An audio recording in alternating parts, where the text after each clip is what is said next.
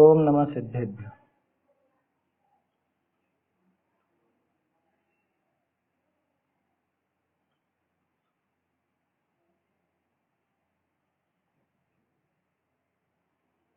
श्री जिन शासन गुरु नमो, नाना विधि सुखकार, आत्महित उपदेश ते करें मंगलाचार, करें मंगलाचार। आत्मानुशासन ग्रंथ पर अपनी चर्चा चल रही थी। 143 नंबर का छंद अपना हो चुका था। उसमें अपन ने देखा कि वास्तव में धर्म का आचरण करने वाले तो पहले भी दुर्लभ थे और आज भी दुर्लभ हैं। धर्माचरण करने वालों की संख्या पहले भी कम ही थी और आज भी कम है। लेकिन एक बहुत बड़ा अंतर पहले और आज में पड़ गया कि पहले धर्म की बात कहने वाले और सुनने वाले तो थे, और आज तो धर्म की बात न कहने वाले न सुनने वाले, न सच्चे वक्ता मौजूद हैं न सच्चे श्रोता मौजूद हैं। अरे कदाचित ऐसा योग बने तो भी सुनना नहीं चाहे। कदाचित इसको योग बन जाए ऐसा, सच्चे देवशास्त्र गुरु का सुयोग मिल गया, सच्चे शास्त्र मिल गए, या समझने की ये सब बुद्धि वगैरह भी मिल गई। देखा था ना अपने पंचलब्धि के स्वरूप में देखा था 7वें अधिकार का आखिर में। तो वो सारा योग बन जाए, उसके बाद भी सुनने की इच्छा कहाँ होती है या पढ़ने की इच्छा कहाँ होती है।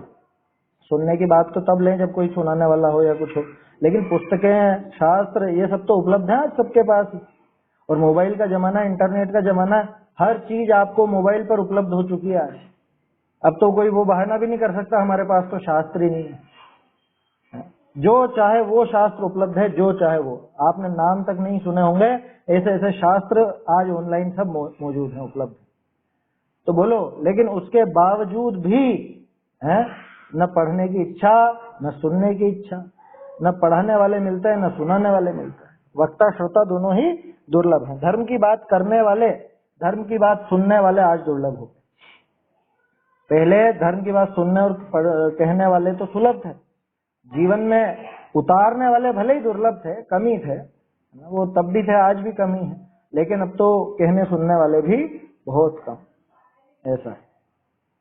तो वो इस छंद में ये बात हुई है ना कि सुनने वाले, सुनाने वाले सभी दुर्लभ हैं, है ना। पहले तो सिर्फ धर्माचरण वाले ही दुर्लभ थे, आज तो धर्माचरण और सुनने सुनाने सभी, सुनने वाले सुनाने वाले सभी दुर्लभ हो चुके हैं। अब इसके आगे और विषय यही चल रहा है, गुण और अगुण का, मतलब गुण और दोष का, कि दोषों को छोड़ना, गुणों को प्राप्त करना, ये प्रेरणा आचार्य देव दे रहे हैं। और पहले भी अपन देख चुके हैं कि वास्तव में गुरु अगर कठोर वचन भी कहे तो वो अपने सुधार के लिए होता है, ना कि अपने बिगाड़ के लिए, है ना। उससे अपना फायदा ही होता है, ऐसा समझ करके गुरु की बात को, आचार्यों की बात को ग्रहण करना चाहिए।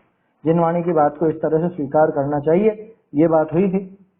आगे और प्रेरणा दे रहे, आगे को संदेह करे कि दो लोक विषय हितकारी धर्म, ताके कहन हारे श्री गुरु, तिन करी औरनिका दोष को कही, तिस दोष ते निवृत्ति कराओनी।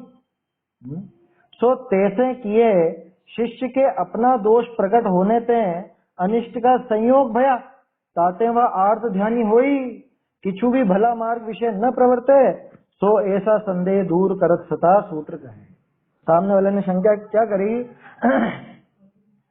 144 नंबर का छंद है ये, है ना। क्या शंका करी कि भाई जो हितकारी है, जो हितकारी शिक्षा है इस लोक और परलोक के लिए, ऐसी शिक्षा के कहने वाले जो श्री गुरु हैं, वो उस शिक्षा के द्वारा, है ना, लोक द्वय हितकारी आया था ना, लोक द्वय हितम, तो उस हितकारी शिक्षा के द्वारा दूसरों का दोष कह करके उन दोषों से तो निवृत्ति कराना चाहते हैं। ये बात तो हमने मानी कि वो तो दोष छुड़ाना चाहते हैं, कोई इसका बुरा नहीं चाहते, इसमें कुछ इसका कुछ बिगाड़ हो या लोगों के सामने इसकी हीनता हो, ऐसा कुछ वो श्री गुरु नहीं चाहते। ये तो हमको समझ में आई।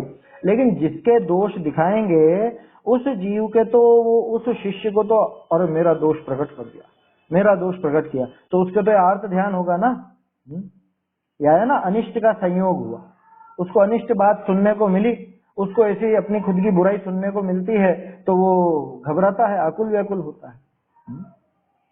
तब फिर आर्त ध्यानी होगा और धर्म मार्ग में प्रवर्तन नहीं कर पाएगा। तो क्या कह रहे हैं आचार्य देव आगे देखिए, बढ़िया छंद है। गुणागुण विवेकिभिर्विहितमप्यलं दूषणम्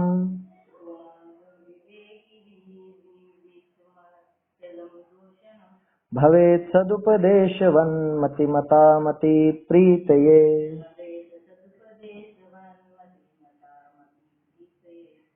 कृतं किमपि धार्ष्यतः स्तवनमप्यतीर्थोषिते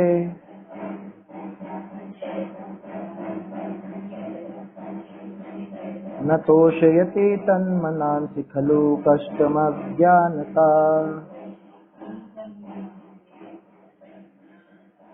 गुणागुणविवेकिभिर्विहितमप्यलं दूषणम्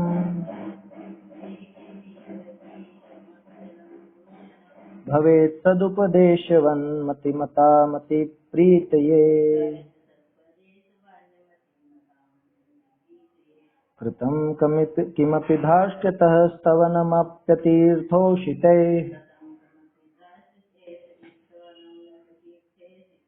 न तोषयति तन्मनांसि खलु कष्टमज्ञानता।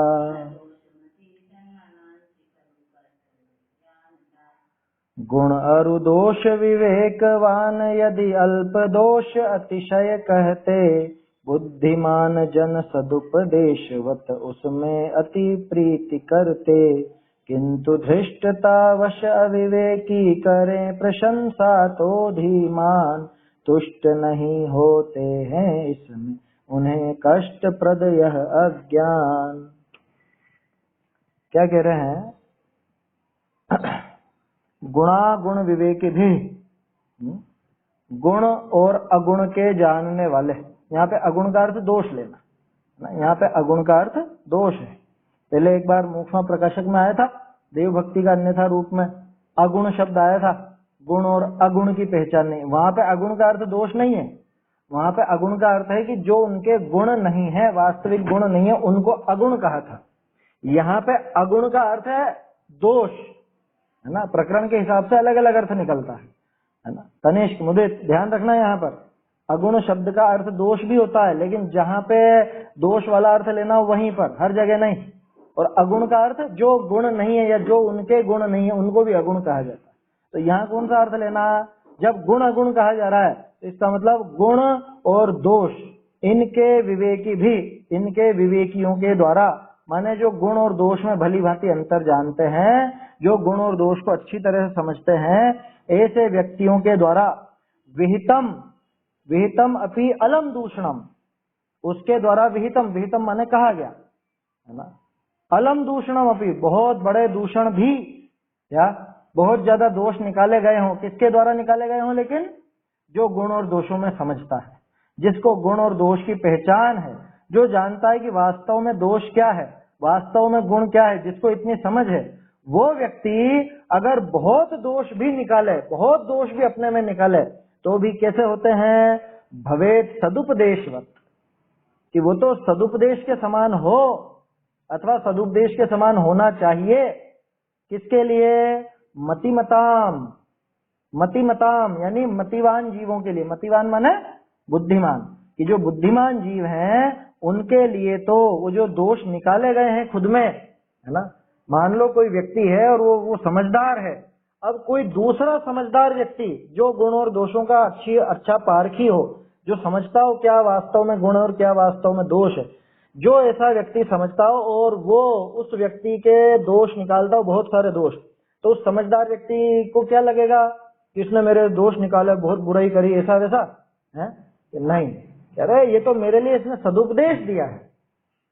करी थी ना पहले बात अपन ने कि इसने तो मेरे घर का कचरा साफ किया है, ये कचरा साफ करने में मदद की है इसने तो मेरी, है ना। ये जो गंदगी थी, ये जो दोष थे, इन दोषों की तरफ इसने इशारा करके, इन दोषों को अच्छी तरह से दिखा करके मुझे ये सदुपदेश दिया है, जिससे ये दोषों को मैं दूर करके आगे बढ़ सकूंगा। मतिमताम अति प्रीतिये, मतिमता मति प्रीतिये लिखा ना, तो मतिमताम और अति प्रीतिये, अति प्रीतिये मतलब बहुत प्रीति पूर्वक वो सदुपदेश के समान हो, ऐसा कह रहे हैं आचार्य देव।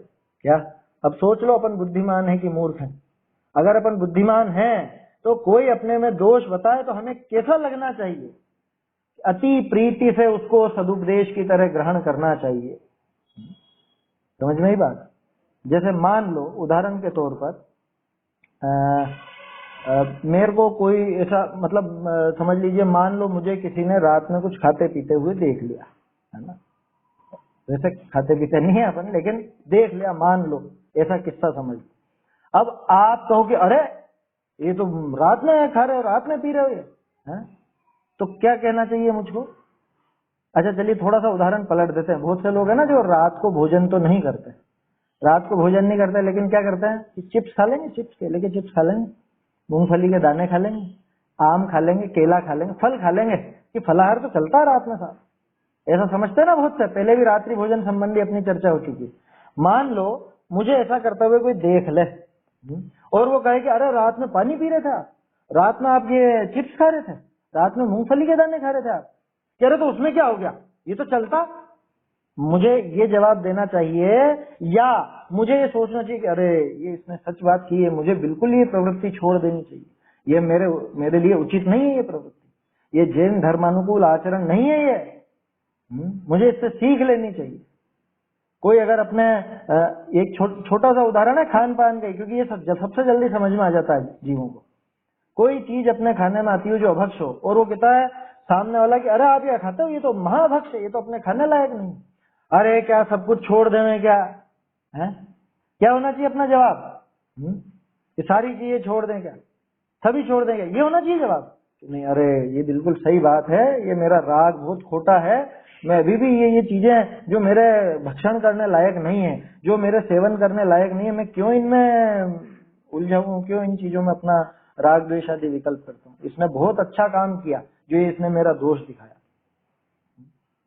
ये तो खाने पीने की हुई, खाने पीने में तो चलो फिर भी लगा लेते हैं। आप कोई आयोजन करो, मान लो आपके घर में शादी हो या आपके घर में कोई भी काम हो, बच्चे बच्ची का हो या मकान आदि का हो या कुछ इस तरह का हो, और आपने कुछ ऐसी क्रिया करी आपके समझ में नहीं थी कि ये उचित है कि अनुचित है।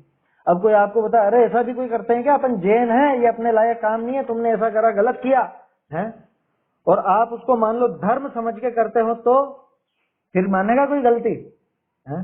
फिर कोई गलती नहीं मानती, फिर तो अरे ये तो होता ही, ये तो रीति का है, ये तो रीति रिवाज है, ये तो हमारी परिपाटी चली आ रही है।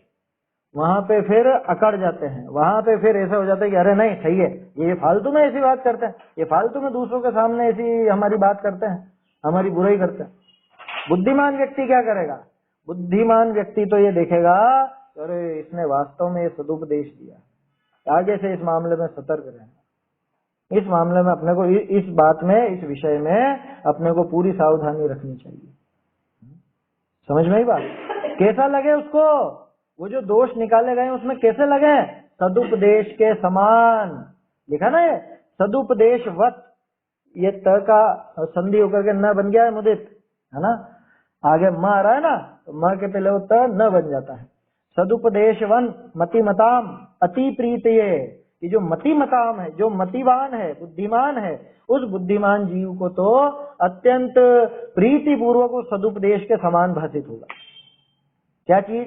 कि जो गुण दोष को जानने वाले व्यक्ति ने इसके दोष निकाले, इसके दोष दिखाए, वो दोष दिखाना इसको सदुपदेश के समान भाषित होगा। वो डांट, वो फटकार, अरे दूसरों के सामने ही भले खुद की निंदा होगी, वो इसको सदुपदेश के जैसा लगेगा कि हाँ अपनी गलती थी, ऐसा स्वीकार करके गलती को सुधारेगा। ऐसा नहीं कि हाँ खुद में तो इतने दोष है और हमारे दोष निकाल रहे हैं, खुद क्या वीतरागी सर्वज्ञ हो गई क्या जो हमारे दोष निकालने लगे? अरे भाई सामने वाले ने क्या किया क्या नहीं किया, इसके बदले में ये देखो कि क्या वास्तव में मुझमें वो दोष है। अगर मुझमें वो दोष है, अगर मैं उसको धर्म मार्ग के नाम पर कोई ऐसा काम करता हूँ और उसको धर्म समझता हूँ, और जबकि वो तो महादोष था, उसको तत्काल दूर करना। सिर्फ धर्म मार्ग की बात नहीं, विषय भोगों में भी, 5 इंद्रिय के विषय भोगों में भी जो अपनी भूमिका के लायक नहीं हो, जो अपनी भूमिका के लिए उचित नहीं हो, ऐसे अगर कोई दोष अपने को लगते हो तो वो दोष जल्द से जल्द दूर कर। गलती कहाँ होती है? हम खुद को बहुत अच्छा, बहुत ऊंचा समझ करके संतुष्ट होकर बैठ जाते हैं। कितनी बार अपन ये बात करते हैं, संतुष्ट नहीं होना, अपनी भूमिका संतुष्टि लायक बिल्कुल भी नहीं है। ये तो समझौते का धर्म चल रहा है, समझौते का अपना श्रावक दशा समझौते की है पूरी। दोषों में डूबे हुए हैं, तो वो दोष जब नजर आए या दोष कोई दिखावे तो शीघ्र अतिशीघ्र उन दोषों को दूर करने का उपाय चलना चाहिए। कैसे भी करके वो दोष दूर करने का हमको उपाय करना चाहिए। कोई भी ऐसी चीज नजर आ जाए तो वो सदुपदेश है वास्तव में, वो कोई निंदा नहीं है।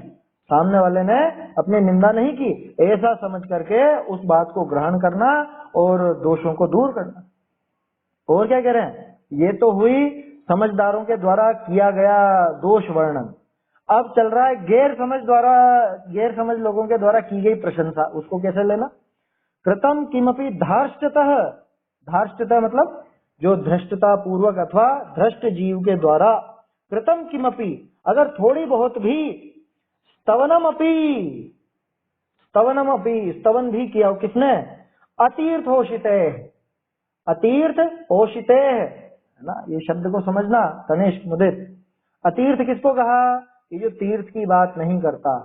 तीर्थ कौन होता है? तीर्थ माने धर्म। तीर्थंकर को तीर्थंकर क्यों कहते हैं?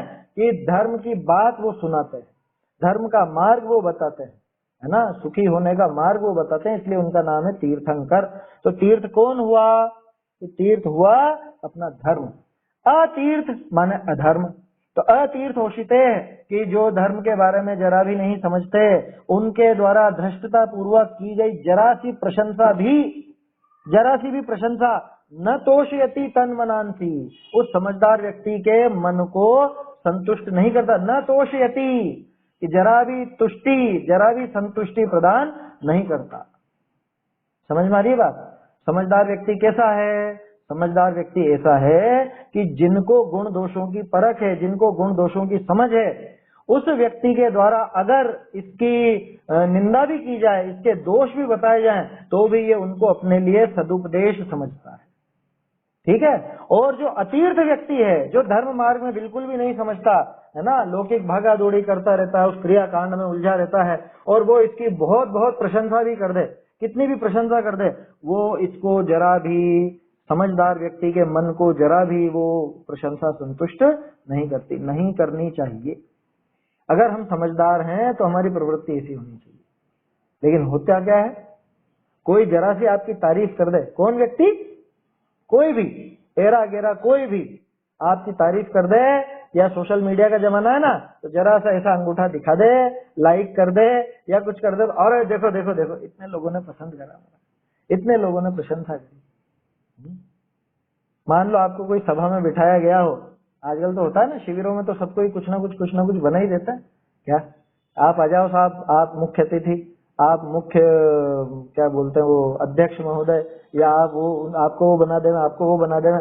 जिनके पास भी थोड़ा कुछ वो दान वगैरह करते हैं तो संस्थाएं उनको बना देती है, और उनकी प्रशंसा में दो चार शब्द हर कोई बोलता ही है, जिसको बिठाया उसकी प्रशंसा ही की जाएगी, है ना।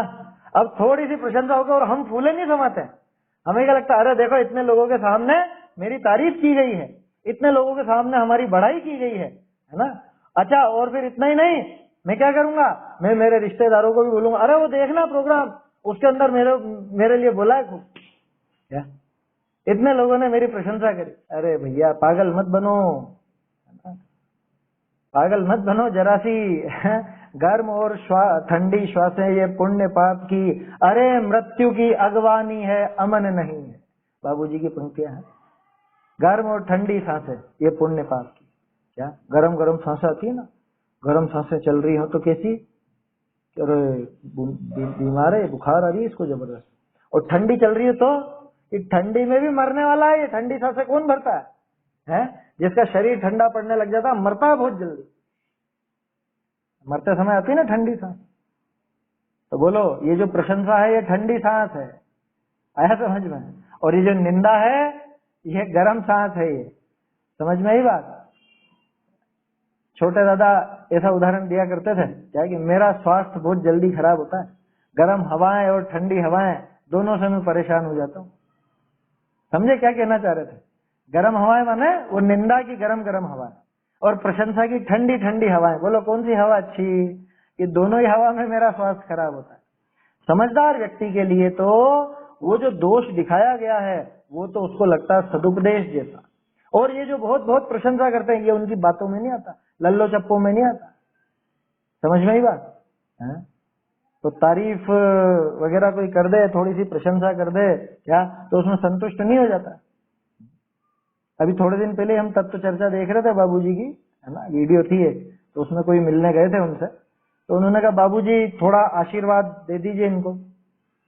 अब कोई अपने से ऐसा कहता, अरे अरे मुझसे आशीर्वाद मांग रहे, मैं इतना ऊंचा है, हमसे ऐसे कह रहे हैं। बाबूजी ने क्या कहा, फालतू की बात मत करा करो, आशीर्वाद आशीर्वाद क्या होता है? सीधा यही कहा उन्होंने।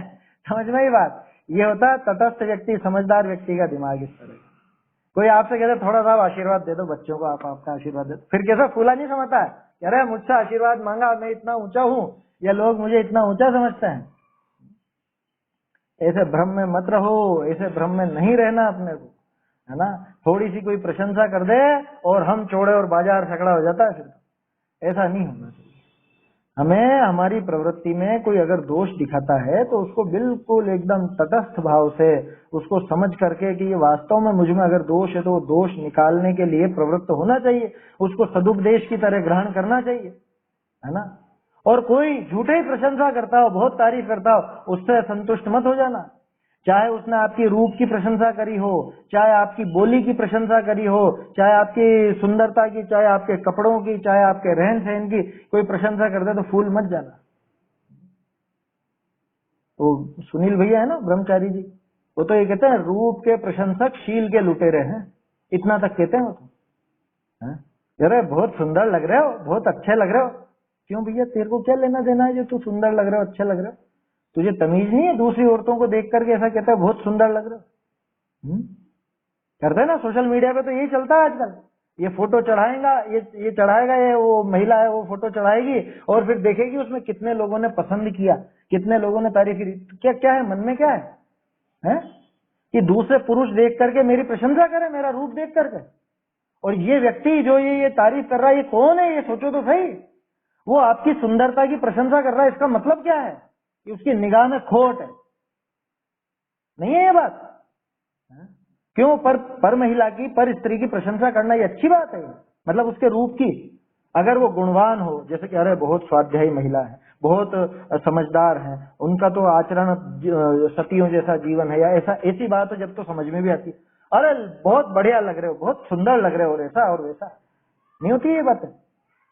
जमाना ही है वो क्या बोलते हो, वो स्टेटस वगैरह चढ़ाते हो जो व्हाट्सएप पर या वो फेसबुक पर चढ़ा दिए जाते हैं, और फिर लोग बाग उसमें फिर देखेंगे भी सही, अरे सिर्फ 10 लोगों ने अंगूठा दिखाया, 20 लोगों ने दिखाया, दूसरे लोगों ने कुछ तारीफ ही नहीं करी मेरी। आज जन्मदिन है, आज किसी ने तारीफ ही नहीं करी, मेरा नहीं है, मैं तो उदाहरण दे रहा हूँ, समझ में ये बात। तो समझ में आ रही है बात? ये कोई प्रशंसा करे, अरे अपन तो मेरी भावना बोलते हैं ना, कोई बुरा कहो या अच्छा, तो जो कोई कौन, कि अगर कोई मूर्ख व्यक्ति, अगर अतीर्थ व्यक्ति, अतीर्थ माने जो धर्म मार्ग में लगा हुआ नहीं है, वो अगर प्रशंसा करता है, उसकी प्रशंसा जिससे जरा भी संतुष्ट मत हो जाना। उसकी बातें कोई मायने ही नहीं रखती, उसकी बातों का क्या लेना देना, वो तो मूर्ख है, अज्ञानी, मिथ्या दृष्टि है। अरे तीर्थंकर देव लगातार तेरी प्रशंसा करते हैं, उस प्रशंसा को गले लगा। अरे तीर्थंकर हमारी प्रशंसा करते, क्या क्या कहते हैं कि ये है परमात्मा, ये है भगवान आत्मा, 3 लोक का नाथ तू ही है, क्या तू ही जगत का सेहरा है, नहीं कहते तीर्थंकर भगवान?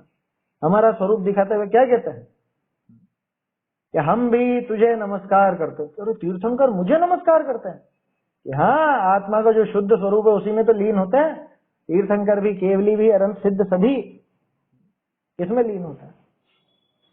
तो वो जो आत्मा का शुद्ध स्वरूप है उसमें लीन होता है, वो उसको नमन करते हैं। और वो शुद्ध स्वरूप मेरा है, मैं वो शुद्ध स्वरूप ही हूँ, तो वो प्रशंसा स्वीकार करनी हो तो ये अज्ञानियों के द्वारा की गई प्रशंसा, इसका कोई मोल नहीं, कोई कीमत नहीं है। ये मूर्खों की बात है, ये आज प्रशंसा कर रहा है, कल गालियां देगा।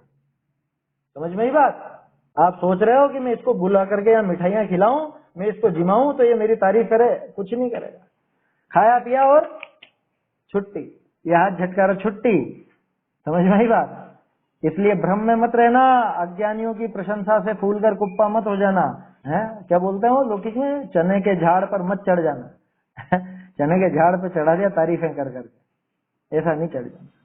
और जो समझदार व्यक्ति ने अगर दोष दिखाए हो तो उस पर गंभीरता से विचार करना, ये बुद्धिमानी की निशानी है क्या? ये बुद्धिमानी की निशानी। अब गजब की बात है कि वो जो समझदार व्यक्ति था उसने जो दोष दिखाया, ये उस दूसरे समझदार को कैसा लगता है? सदुपदेश के जैसा। और ये जो अज्ञानी ने तारीफें की, ये तारीफ भी इसको पसंद नहीं आती, ये तारीफ भी इसको संतुष्ट नहीं करती। क्यों? कि खलु कष्टम अज्ञानता, कि वास्तव में अज्ञानता से सबसे बड़ा कष्ट और कोई नहीं। अज्ञानता से बड़ा कष्ट इस दुनिया में कोई नहीं। बाबूजी की एक पंक्ति थी, जगत की पीड़ा रे अज्ञान, सौख्य रे केवल निज अवबोध। उसको फिर उन्होंने पलटा बाद में, उसको बाद में उन्होंने जगत की चिंता रे अज्ञान, सौख्य रे केवल निज अवबोध। उदित है विश्व क्षितिज पर आज, दे रहा आरहत वच आलोक। ऐसा बहुत सुंदर पंक्तियां, बहुत गंभीर भाव भरे हुए हैं। जगत की पीड़ा क्या है? जगत की पीड़ा क्या? कि इस अज्ञान ही इस जगत की पीड़ा। पहले थी ये पंक्ति, अभी तो उन्होंने उसको पलट के कर दिया, जगत की चिंता रे अज्ञान। जगत की चिंता करना ये अज्ञानता की निशानी। अरे ये दुनिया क्या कहेगी, लोग क्या कहेंगे, लोग हमारे बारे में क्या सोचेंगे, हैं? ये जगत की चिंता, ये अज्ञान है। दूसरा, जगत की पीड़ा, जगत का सारा दुख किसकी वजह से? इस अज्ञान की वजह से। खलु कष्टम अज्ञानता, ये अज्ञानता ही जगत में एकमात्र कष्ट है और कुछ नहीं है। अच्छा बताओ, आप क्यों दुखी हो? आज क्यों अपन यहाँ संसार में दुख पा रहे हैं? किसकी वजह से? वो अज्ञानता की वजह से ही तो खलु कष्टम अज्ञानता। मुदित तनिष्क, ये तो बिल्कुल क्या बोलते हैं, सूक्ति वाक्य है, याद कर लेना ये। खलु कष्टम अज्ञानता, अज्ञानता वास्तव में कष्ट है। अज्ञानता से बड़ा कष्ट, अज्ञान के मुकाबले कोई और दुख दूसरा नहीं। जगत में अगर जीव दुखी है तो अपने अज्ञान की वजह से, और जगत में जीव सुखी होता है तो उस अज्ञान को मिटा करके सुखी होता है। और अज्ञानी जरा जरा सी कोई प्रशंसा कर देता है उसमें फूल जाता है, जरा सा कोई अगर समझदार व्यक्ति भी दोष दिखाए तो उसका बुरा मानता है। समझ में आ रही है बात? ऐसा है ना। छंद का, शब्दों का अर्थ तो अपन ने देख लिया, अर्थ और भावार्थ पढ़ते हैं इसमें। क्या? हाँ, वो उसमें आगे की पंक्ति के हिसाब से और ज्यादा उसको सुगठित करा है असल में, है ना। दोनों सही है, बात दोनों ही सही है। ये वाली ज्यादा बारीक है, बाद वाली ज्यादा बारीक है ना। देखो ऐसा होता है, कोई भी रचनाकार होता है ना, कोई कवि होता है, उसको अपनी रचना में अगर कहीं कोई कमी नजर आती है तो अगर समझदार कवि है जो लोगों की प्रशंसा और तारीफ का भूखा नहीं है, वो व्यक्ति तो उसमें सुधार कर लेगा। और जो ऐसा हो कि अरे मैंने लिख दिया जो सब सही है, तो वो व्यक्ति उसमें सुधार नहीं करता। और बाबूजी में वो नम्रता नजर आती है। बाबूजी ने अपनी पूजन की जो पंक्तियां थी, कौन सी? देवशास गुरु वाली, है ना। 2-3 जगह उसमें चेंज करा, दीपक के छंद में तो करा ही थे, है ना।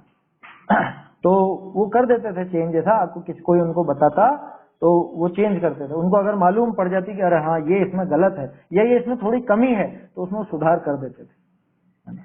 ये अच्छे कवि की निशानी है, ये रचनाकार की निशानी। ऐसा नहीं कि एक बार लिख दिया जो असल है, कि मैंने लिख दिया अब उसको पलटूंगा तो मेरी तौहीन होगी, ऐसा नहीं सोचता। समझदार व्यक्ति नहीं सोचता इस तरह।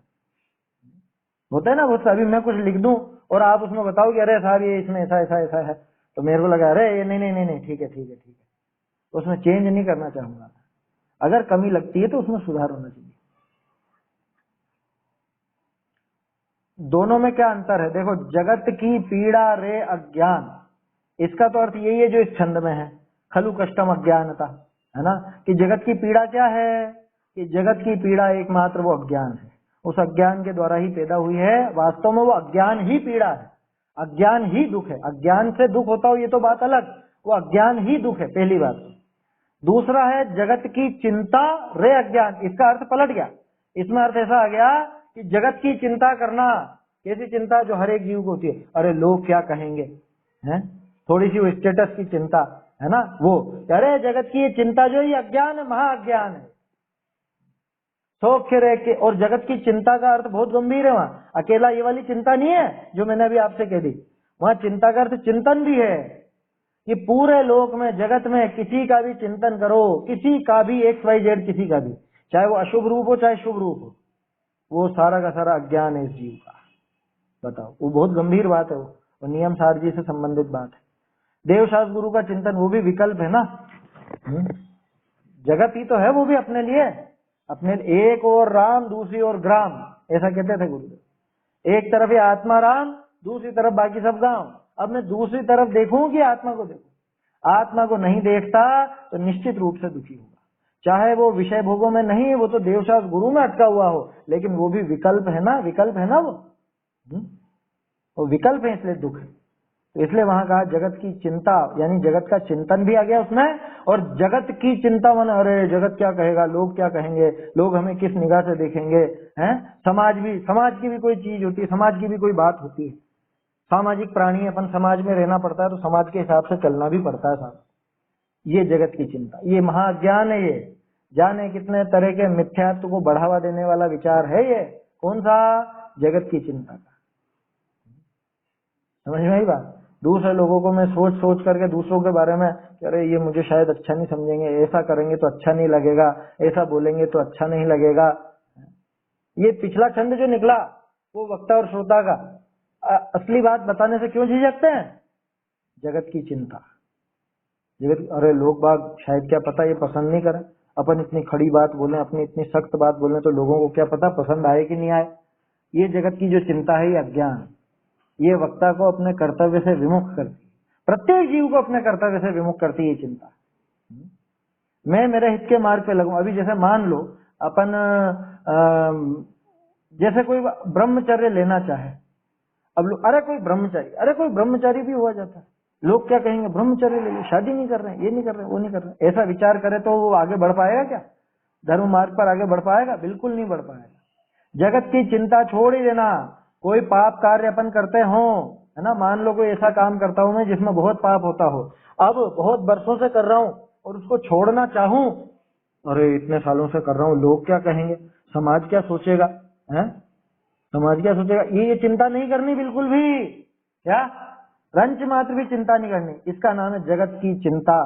और जो जगत की चिंता में पड़ा रहता है वो महाअज्ञानी है। जगत की चिंता रे अज्ञान। आप बरसों से अभक्ष्य खाते हो, मान लो उदाहरण के तौर पर, बरसों से खाते आए और अब आप छोड़ना चाहो क्या, तो अब आपके दिमाग में विकल्प, अरे दोस्त क्या कहेंगे, अरे रिश्तेदार क्या कहेंगे, अभी से छोड़ दे, अभी से छोड़ दे, अभी से बच्चों को छोड़ा दिया। ये जगत की चिंता।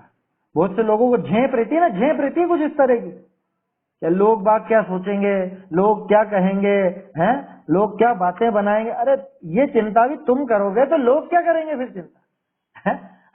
समझ में आ रही बात? लोगों की चिंता लोगों को करने दो, मत परवाह पालो किसी की। जगत की चिंता वास्तव में अज्ञान है। लोगों को लोगों की बातें सोच सोच कर अपना कर्तव्य नहीं छोड़ना चाहिए। हमारा जो काम है, हमारा जो धर्म का मार्ग है, आगे सुखी होने का जो मार्ग है, उस सुखी होने के मार्ग से कभी लोगों की बात सोच करके उससे पीछे नहीं हटना, कभी नहीं।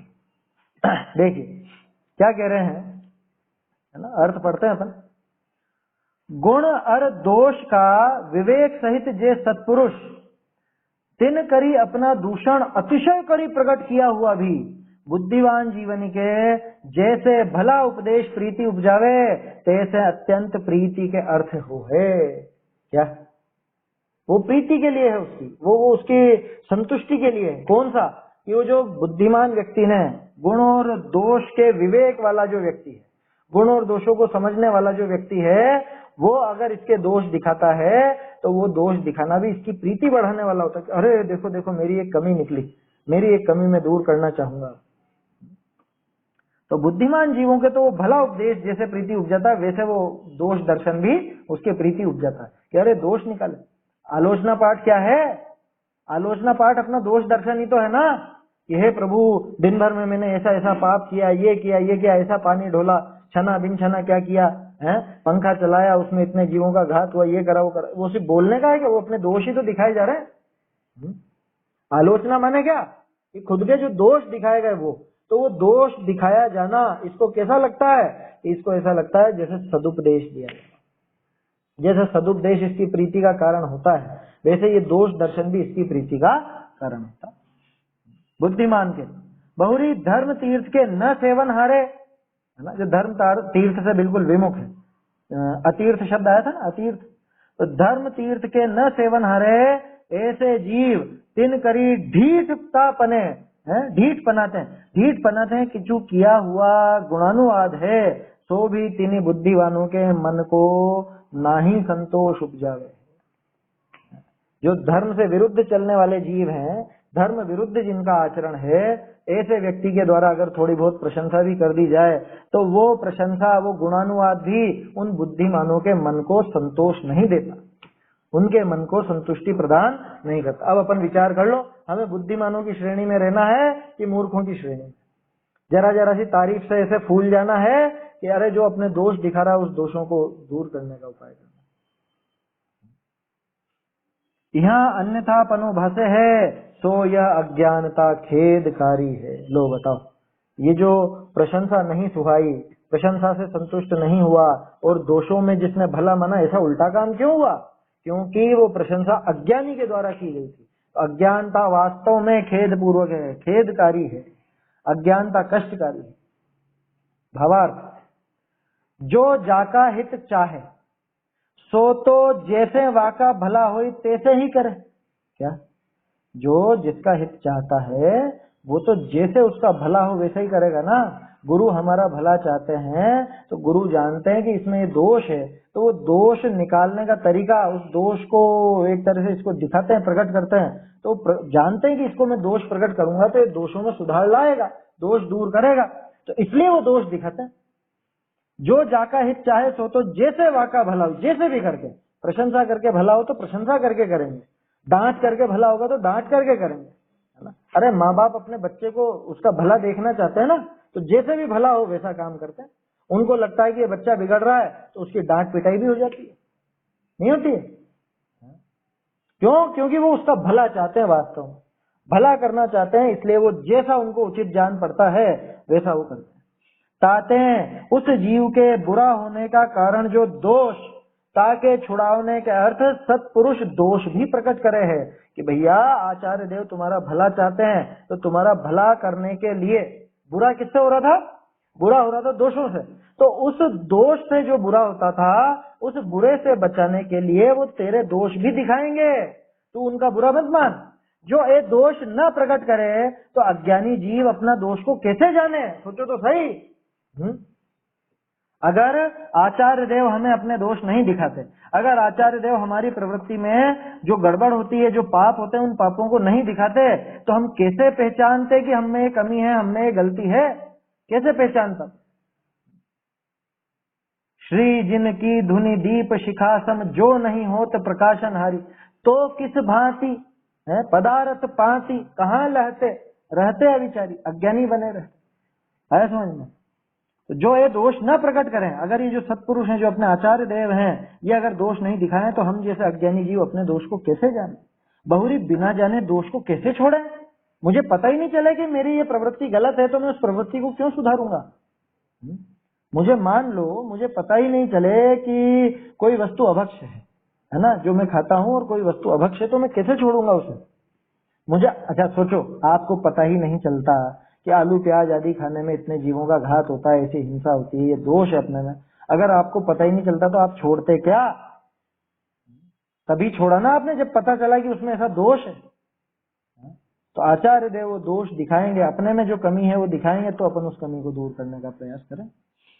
बिना जाने दोष को कैसे छोड़े? बिन जाने ते दोष गुणन को कैसे तजिए गई। बहुरी जो जिसते अपना लोभाधिक प्रयोजन साध्या चाहे, अभी वो लौकिक जीव की बात आ गई, सो जैसे वाको प्रसन्न होता जाने तैसे ही करे। क्या? मुझे आपसे कोई काम साधना है, मुझे आपसे कोई लौकिक प्रयोजन अपना पूरा करना है, तो जैसे आप प्रसन्न होगे वैसे प्रसन्न करना चाहूंगा मैं। मेरी तो कोशिश यही रहेगी कि आप खुश रहो। खुश रहो माने मुझसे प्रसन्न रहो, तो आप मेरे काम में अड़ंगा नहीं डालोगे, मेरा काम आसानी से कर दोगे। क्या कहा? जो जिससे अपना लोभाधिक प्रयोजन साधा जाए, लौकिक में कोई लोभ आदि का कोई प्रयोजन हो, उसको साधना चाहे, सो जैसे वाको प्रसन्न होता जाने तैसे ही करे। जैसे भी आप प्रसन्न होते नजर आओगे वैसा मैं करूंगा। ताते उस जीव के दोषनी को भी ढीठ पनाते गुण ठहराई बड़ाई करे दो। तब मैं क्या करूंगा, मुझे आपके जो दोष हैं वो दोष भी आपकी प्रशंसा कर दूंगा। वो दोष भी अच्छे लगेंगे, अच्छे लगेंगे नहीं, उनको अच्छा बताऊंगा जिससे कि आपको अच्छा लगे, जिससे आपको मेरी बात अच्छी लगे, आप मेरे लौकिक प्रयोजन को साधने में मदद करो। जैसे आपका कोई आचरण ऐसा हो जो पाप रूप हो और मुझे आपसे कोई अपना लौकिक कार्य साधना है, तो मैं क्या, अरे कुछ नहीं, इसमें क्या दोष है, ये तो अपनी भूमिका में चलता, दूसरे लोग भी करते हैं, ये तो बड़े बड़े विद्वान भी करते हैं ऐसा काम। कह दूंगा ना मैं। क्यों? क्योंकि मुझे तो आपको प्रसन्न रखना है, तो मैं आपका दोष नहीं दिखाऊंगा। मुझे मेरा काम साधना है आपसे, तो मैं आपके दोष नहीं दिखाऊंगा, बल्कि उन दोषों को गुणों के रूप में प्रयुक्त कर दूंगा। किसी को ठगना हो तो यही तो विधि अपनाई जाती है। उसमें दोष हो तो उन दोषों को भी गुणों के रूप में बताया जाता है, जिससे वो सामने वाला प्रसन्न रहे। ताते हैं उस जीव के दोषनी को भी ढीठ बनाते हैं लोग, ढीठ बनाते हैं गुण ठहराई बड़ाई करे। जो ये बड़ाई न करे तो अज्ञानी जीवनी का मान कैसे बढ़े।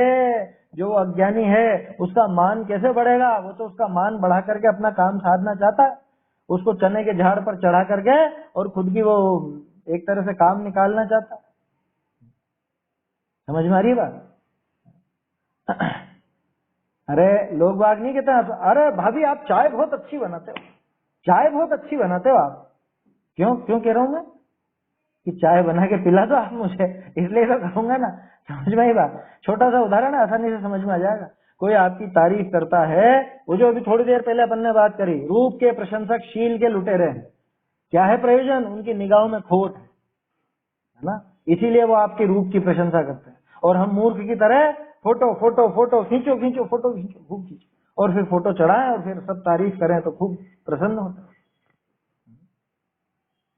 जो इस तरह का काम करता है वो महादुष्ट है, ऐसा समझना। जो दोषों को भी गुण के रूप में प्रोजेक्ट करे, दोषों को भी गुण बता करके प्रोजेक्ट करे, समझ लेना ये खतरा है उससे। वो आपको बेवकूफ बना रहा है, वो आपको बेवकूफ बना करके अपना काम निकालना चाहता है कुछ ना कुछ। जो ये बड़ाई न करें तो अज्ञानी जीवनी का मान कैसे बढ़े। बहुरी या का मान न बढ़ावे तो ये उनका प्रयोजन काहे को साधे। आगे ना बात निकल करके सामने। ऐसे सत्पुरुष दोष भी प्रकट करे और अधर्मी बड़ाई भी करे है, तहाँ मूर्ख को तो दोष कहना अनिष्ट भाषे है और गुण कहना इष्ट भाषे है। कोई मूर्ख व्यक्ति हो ना, उसको तो क्या लगेगा, वो जो उसके दोष दिखाएगा वो तो बुरा नजर आएगा, और जो इसके दोषों की प्रशंसा करेगा वो इसको भला नजर आएगा। किसको? मूर्ख व्यक्ति को। ये मूर्खता की निशानी है, ऐसी मूर्खता नहीं करनी कभी अपने को। कोई अपने दोष दिखाए, कोई अपनी गलती बताए तो उसको वो अपने में दोष समझ करके निकालने का प्रयास है। और मूर्ख हो तो फिर तो प्रशंसा में खुश रहना, फिर क्या है। मूर्ख को तो दोष कहना अनिष्ट भाषे है और गुण कहना, कोई तारीफ करे वो इष्ट भाषे है, वो अच्छा लगता है। बहुरी जो विवेकी है, जो समझदार है, बुद्धिमान है, ते ऐसे जाने हैं जो मेरा भला होने के अर्थ दोष प्रकट करे है कि आचार्य देव मेरा बुरा नहीं चाहते हैं, ये दोष दिखा रहे हैं तो मेरे में भला चाहते हैं, मेरा भला चाहते हैं इसलिए दोष दिखा रहे हैं। मेरा भला होने के अर्थ दोष प्रकट करे है, सो यह दोष का प्रकट करना है, सो ही मुझको भली शिक्षा है। यही मेरे लिए इनका भला उपदेश है। ये जो दोष दिखाए जा रहे हैं ये मेरे लिए भली शिक्षा दी गई। ऐसे विचारित तहाँ इष्ट पनो माने। बताओ, दोष दिखाए जा रहे हैं और ये समझ रहा है कि हाँ हाँ ये बढ़िया हुआ, बढ़िया हुआ। समझदार व्यक्ति है ये, जो दोष दिखाने में बढ़िया समझता है। बहुरी जो है अपना प्रयोजन अर्थी दोष को गुण ठहरावे है तो एक ठीक है क्या, ये सामने वाला मेरी तारीफ कर रहा है, जो मेरे में दोष है, मुझे खुद को दोष नजर आता है और ये सामने वाला मेरी तारीफ कर रहा है उसी बात के लिए, ये निश्चित रूप से ठग है, ये मुझे ठगेगा कहीं ना कहीं जाकर, मेरा बुरा करेगा। जो यह बड़ाई है सोई मेरे बुरा होने का कारण है। ये तारीफ में है, दूसरों की प्रशंसा निंदा से अपने को मत तोलो, ऐसे शब्द हैं बाबूजी के, है ना। वो आगे की पंक्ति तो ध्यान नहीं, क्या अपना स्वरूप देखकर बोलो, इस तरह का कुछ है उसमें। दूसरों की निंदा प्रशंसा से अपने को मत तोलो, कि सामने वाला प्रशंसा कर रहा है, बड़ाई कर रहा है, उसमें मत फूल जाओ जरा से भी। जो ये अपना प्रयोजन अर्थी दोष को गुण ठहरावे ते ठीक है, जो ये बड़ाई है सो मेरे बुरा होने का कारण है, ऐसे विचारी तहा अनिष्ट माने है। कौन? समझदार व्यक्ति। समझदार व्यक्ति अपने में जो दोष दिखाता है, उन दोष दिखाने वाले का तो वो सदुपदेश समझता है, और जो अपनी तारीफ कर रहा है, झूठी तारीफ कर रहा है, झूठी सच्ची कैसी भी कर रहा हो, अज्ञानी कर रहा है, लेकिन उस अज्ञानी की तारीफ को ये बिल्कुल भी उचित नहीं मानते। ये समझते हैं कि निश्चित रूप से इस तारीफ से तो बुरा ही होने वाला है। ये ठग करके अपना काम निकालना चाहता है, या फिर ये जो मुझे तारीफ करके बेवकूफ बना रहा है, या इसकी तारीफ से मैं बेवकूफ बन करके यहीं संतुष्ट रह जाऊंगा तो आगे नहीं बढ़ पाऊंगा। ताते दोष कहे विवेकिनी के आर्त ध्यान होने का भ्रम करना नहीं। कि जो समझदार जीव है, आचार्य देव अगर दोष दिखाएंगे तो उसको तो आर्त ध्यान नहीं होगा। बोलो क्या उठाया था टोडरमल जी ने प्रश्न, उसका जवाब कैसा है? ये टोडरमल जी हैं जो ऐसे ही बात निकाल लेते हैं, बारीक बात, नहीं तो छंद में कहाँ बात आई वो आर्त ध्यान वगैरह की है। लेकिन प्रश्न खड़ा होता है कि आचार्य देव दोष दिखाएंगे, वो तो भला करने के लिए दिखाएंगे, लेकिन इसको तो ये दोष नजर आएंगे तो इसके तो अर्थ ध्यान होगा ना। तो उन्होंने कहा कि नहीं होगा। क्यों नहीं होगा? क्योंकि विवेकी जीव उस दोष दिखाने को अपना भला ही समझते हैं, उसको सदुपदेश ही समझते हैं, और जो मूर्ख लोग प्रशंसा करते हैं उस प्रशंसा को ये विवेकी लोग गलत समझते हैं, समझ जाते हैं ठग रहा है सामने। इसलिए चिंता मत करो, दोष कहने पर विवेकियों के आर्त ध्यान होने का भ्रम नहीं करना। क्या ऐसा है? तो कोई अपना दोष दिखाए तो वास्तव में तो उसने अपना भला किया, उसने तो हमें सदुपदेश दिया, ऐसा स्वीकार करना। और कोई फालतू में प्रशंसा करे तो समझ लेना ये ठगेगा अपने को, ये बेवकूफ बना रहा है। ऐसा समझ करके गुण और दोषों में अपने को प्रवृत्ति करनी चाहिए। कैसी? कि गुणों को अंगीकार करना, दोष दिखे तो उसको निकालना, है ना। ऐसा अपने को प्रयोग करना चाहिए अपने जीवन में आगे बढ़ने के लिए। ये छंद हो गया, है ना। अगला छंद अपन कल देखेंगे, एक बार छंद बोल लेते हैं। गुण अरु दोष विवेकवान यदि अल्प दोष अतिशय कहते, बुद्धिमान जन सदुपदेशवत उसमें अति प्रीति करते। किंतु धृष्टतावश अविवेकी करें प्रशंसा तो धीमान, तुष्ट नहीं होते हैं इसमें उन्हें कष्टप्रद यह अज्ञान।